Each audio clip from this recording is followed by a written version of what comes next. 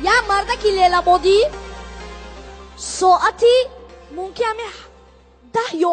همی 11 تومن اخوجان دوشنبه اومد و ماشین خطی یکی چراغاش میموره وای نو شوفیر نمیدونه چی کار کنه ایسوسو نگاه میکنه که یک کبین ماشین کفو یا ماشین چراغاش گیران اومده سه انا میگه یک ماشین اومد کفوش میشنم در ماشین میشینه تیار میسه ماشین میگذاره کفوی میره یک اون ماشین میسه اینه بیستاده او یکا اون ماشینه تگیر ما گذاریم او یکا کجا میگذاریم ما حولیم بر رسیدم ملکه شما کفوی من کجا میرید یک کسی که دیگه شود یک مستفید دیگه بیا نخیر رفتشین ولی اکی بختیار بیر بگب زن بعد یک مستفید دیگه همین گوش گو میکنه پریشان خاطیر ایسوس همین سرش ویران بعد درونی ترالیبوس با میشیند لبه اکی بختیار رو میگی او جهازی میبیر رفتشین جان تو صدقه ما تکی بلابه نمان بعد پریشان خاطر درونی ترالیبوس انا اومد بیا جورا جان بیا زیبی مجلسم یک قصه برای این بچه دو بار میبرم و نامه نکنیم السلام علیکم شما نغزین تینجین سلامت نغزه نامو چیه؟ صنوبر دختری؟ ما با بچه گفتم برای چیکار گفته گشتیم این نکن قندو تا ان خیگرد یگون بچه تو لیز نمیگرد اگر کلام شوی کو اون من دور میگردم فهمیدی تو چی برانگی بچه переводчик یک کس دیگه کی این بچه کشورو بیا سلام کنیم اینجا بیا با جلوشه بیا اینجا السلام علیکم تاجون نغزی تیجی خوبی نام شما چی چی گفت دقت نامتون چیه چی گفت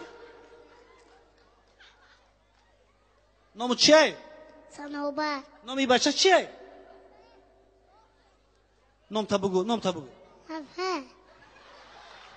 نامش چی بوده افبر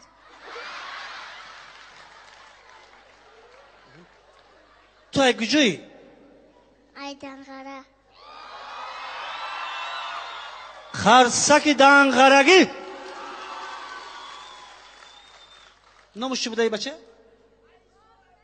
نامش چیه تو ای کجا اومدی اخانه قندو این جوره ای منی از من چه شکلات میده پول میتیم هر دومو جورا این همسی فی من مازش گوری خمایداش دو رفت همسی بوده ما قطی که آمدی اخانه قطی که خانه میری راو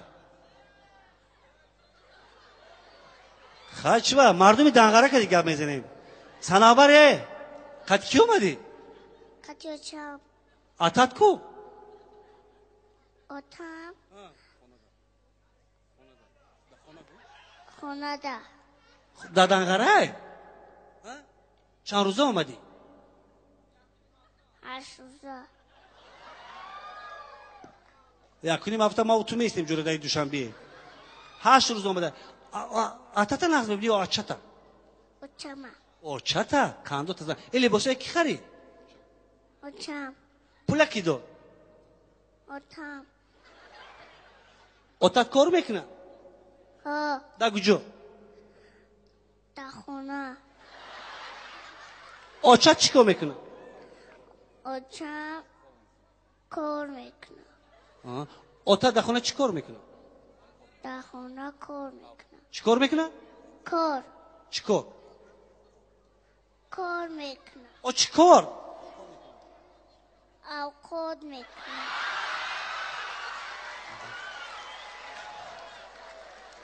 چی با که قرصک نمیزنی تو شما برای واه خندوش ازنه سنابر جان آتش کار میکنه یعنی اوقات میکنه آچت چی کار میکنه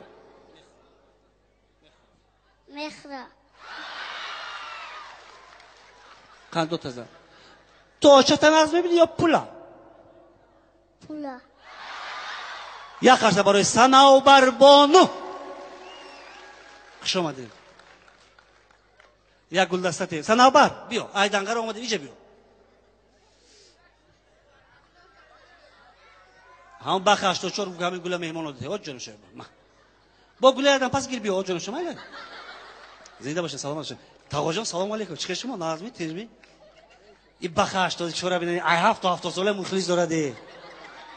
شما کجا اومدید؟ ما ای خطلو زمین بستان زمین. شما مخصوص برای بخ آمدید می؟ کدام سرش معقوله؟ آرام بست کدام سرش معقول؟ جنبان زنده باشی. اگر بخ 84 بخ اینجا بیا برای قرصک استقبال میگیریم. بخ مهمونای تمامی کنار جنوبی هم وادی ختلام و زرافشان و بدخشان و ناحیه‌های تابع مرکز اومدن. شما این بزم نوروزی بخ 84 بود و با نگفته نماند که ساعت 5 دویم سیانس سرودهای تر و تازه بخ همش مایلش. بعد اونی که گفتیم ساعت 5 با دویم سیانس میشه سرودهای نو میخونی. این مایلا وای خیلی گل دخترای جوانو مایلش تاغام ببینید کجا اومدن. پرسید کدام سرود معقول؟ پرسید ها یک دو سه جنبان معقولش ندیدم اونجا. جنبان الله که فهمیدید شما با یگون سرود دیگه میدونید شما تاغا شما چند ساله 58 نکی دامرتون چینا رو هم نمونده گاد نیست صدقه سر اکای بخ 74 مخلص که از ما دیدیم این مخلص ما اونجا شناخته کردیم همه کنسرت هستن نام این مخلص ولی پرسن فایز علی همین تاکه فایز علی می فایز علی واه یکاس دو نام داره تمام کنسرت های بخ 84 است همین کسی خب زنده باشین سلامت باشین الهی برای یک قرطه برای مخلص دومی بخ 84 زنده باشین سلامت باشین تمام بیا سر میکنیم اکن بیا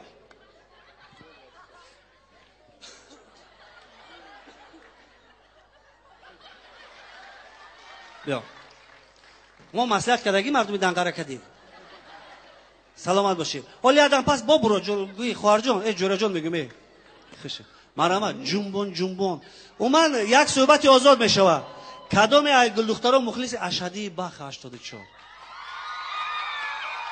شما این یگون سرود چه میدونی بیا مرحمت دو مصرش کی میخونه سرودی بخ 84 کی بای بیاد اینجا بیاد بیاین دو تا دختر بیا با کی شما چی خواهر بیا لا یا بیا اینجا بیا خواهر این دیگه نه برو واه بیا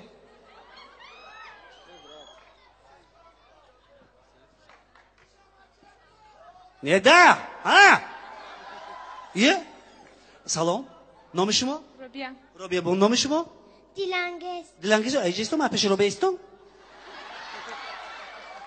بخیر تماشا کن جرا زور میبرم خب شما از کجا دیلانگیز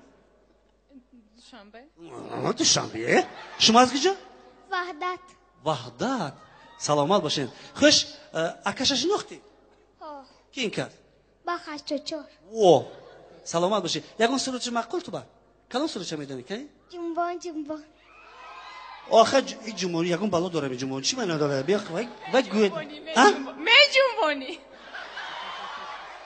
چیه زمین و زمانه چی می جنبانی زمین زمانه چخیلی می جنبانی ای خیلی می جنبانی